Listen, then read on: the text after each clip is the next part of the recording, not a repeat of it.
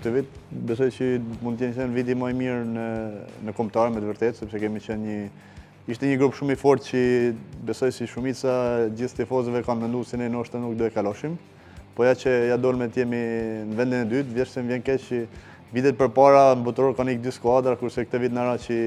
vendi i dytë do të bëjmë play-offin. Po gjithsesi ishte një vit shumë i mirë. Besoj që ndeshja me Serbinë këtu në shtëpi sepse treguam me vërtet karakter. Ishte një ndeshje shumë e bukur që mund ta fitonim dhe nga aty besuam që ndeshja rradhës në Serbi do ishte vendimtare për ne, po kishim mundësi përfitore sepse siç thash ndeshja në Shqipëri ishte me vërtet një ndeshje e luajtur mirë dhe kishim shanse dhe gjithë besoj morëm besim tek ajo ndeshje, ajo na ndryshoi mendimin për kualifikimin.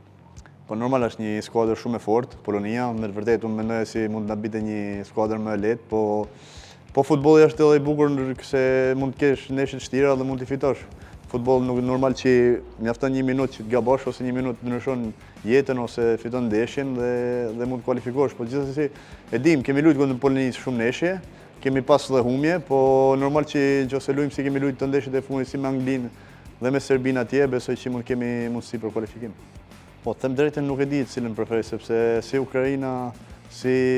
Suedia janë skuadra të forta, edhe pse Suedia ka pas ça lëkundja tani, sepse kemi pa ndeshjet e Suedisë, ka pas humje, po gjithsesi është një skuadër shumë e fortë dhe ajo me emra, po them drejtën Suedinë ndoshta kishte pas më shumë qejf.